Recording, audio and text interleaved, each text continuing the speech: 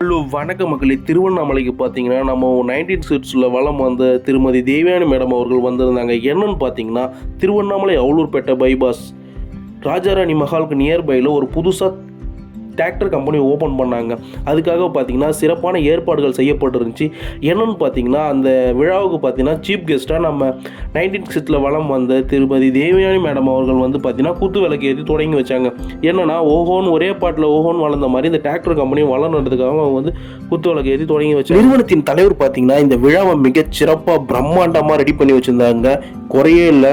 அது மட்டும் இல்லாமல் பார்த்தீங்கன்னா வரவங்க யாரும் இந்த விழாவை பார்த்துட்டு டைம் ஆயிடுச்சுன்னா யாரும் பசியோடு போகக்கூடாதுன்னு எல்லாருக்கும் சிறப்பான லஞ்சும் ரெடி பண்ணி வச்சுருந்தாங்க.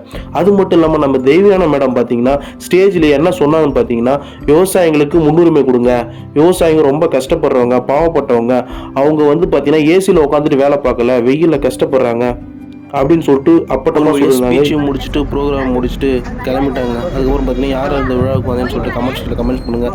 தேவையான பிடிச்சிருந்தா லைக் பண்ணுங்கள், ஷேர் பண்ணுங்கள். தேங்க்யூ ஃபார் வாட்சிங் வீடியோ. நம்மளோட புது சேனல்